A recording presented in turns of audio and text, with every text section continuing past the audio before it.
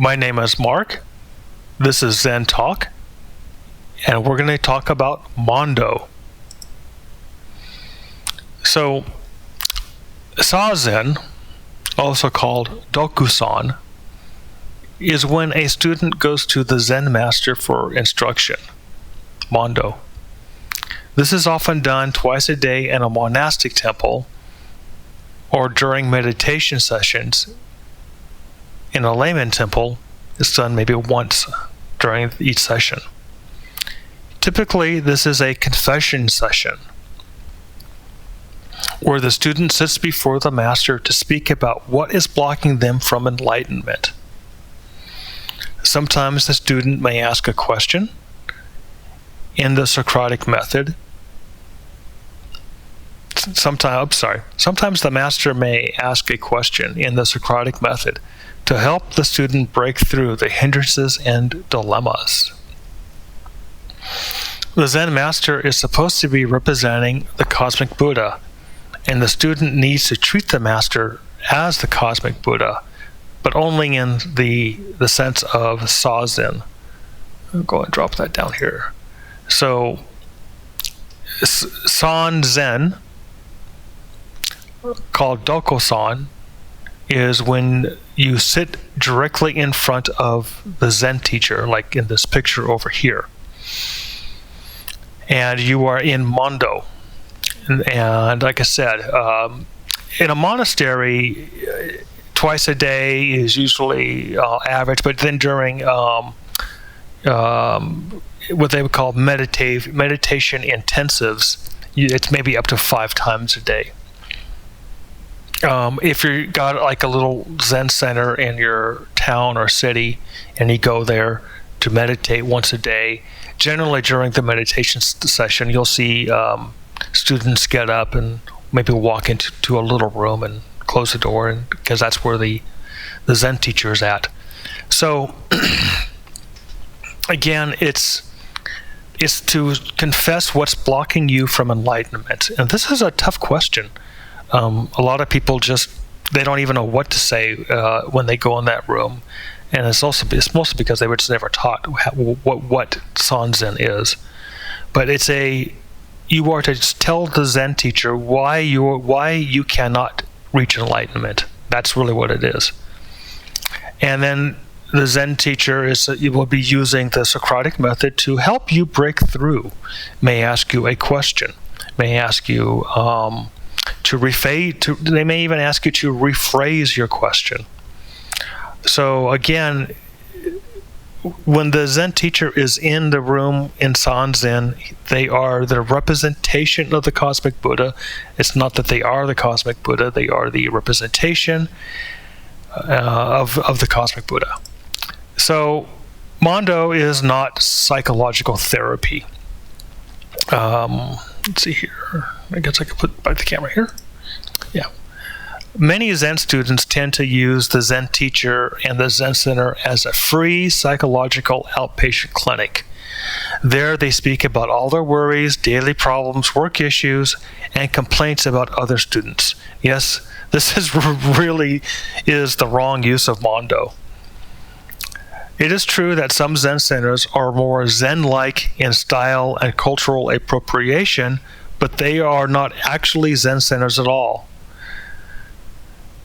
There you will see that their agenda is to cater to the psychological needs of the members rather than spiritual growth and awakening.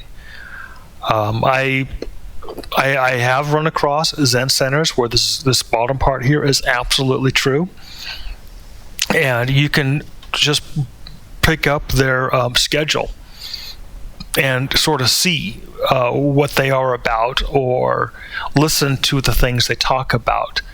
And it'll become clear if they're catering to the psychological needs of the members, or if they are actually towards spiritual growth and awakening. As for, I've actually talked to some very well-known Zen masters about the problem of them being used as psychologists. And I have this right here as the psychologist, and there's this guy obviously talking about his problems in this picture here. I have talked to many Zen teachers about this, and they have said that it is a big problem that students come in and complain about other students, the food, everything, but what they should actually be talking about. And it is a very trying issue for some of these very well-known Zen teachers. All right. Dharma Combat. I'll go and close the picture here. So,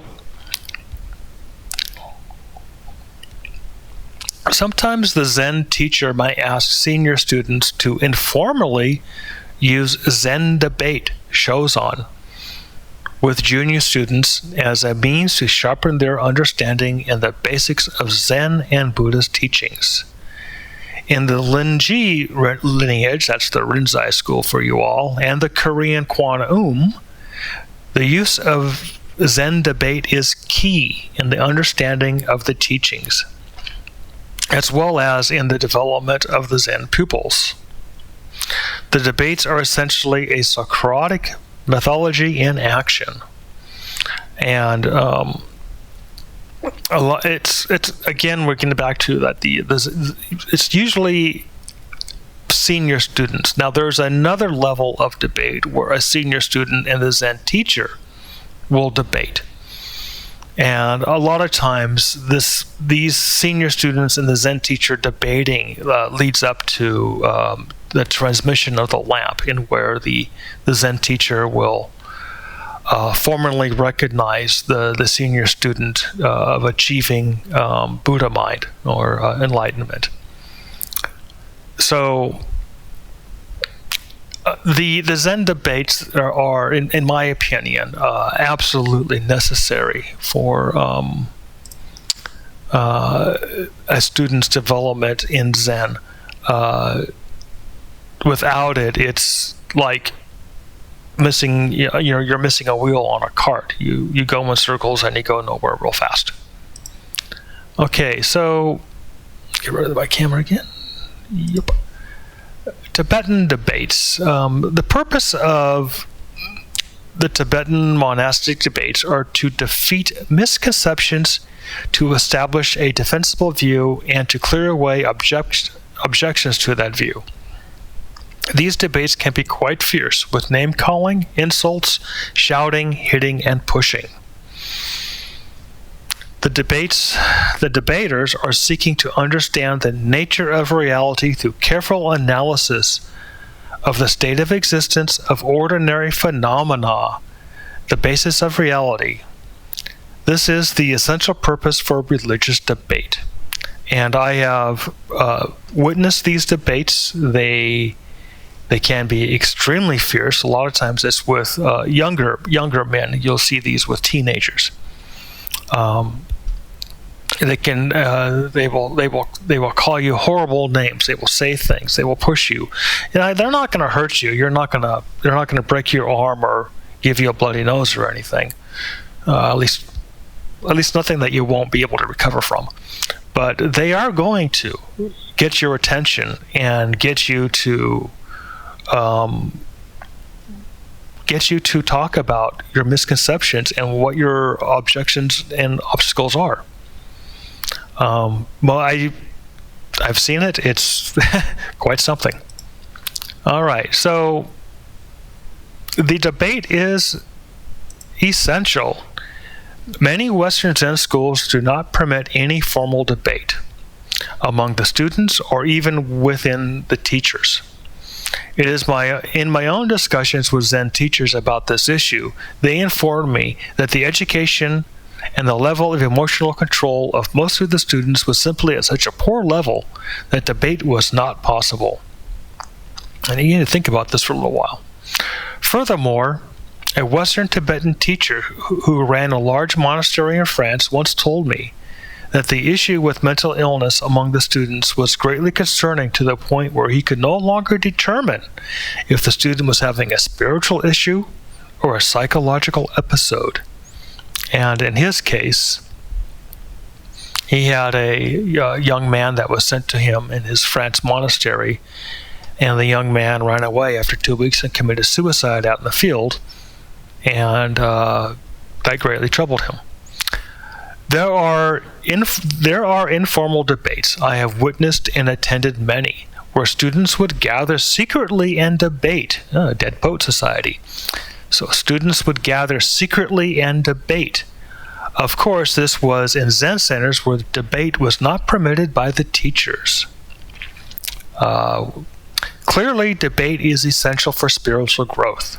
The need to test one's understanding, to root out one's own misconceptions, is an undeniable urge. Debate seems to find its own way to happen, even when it's against the Zen Center rules.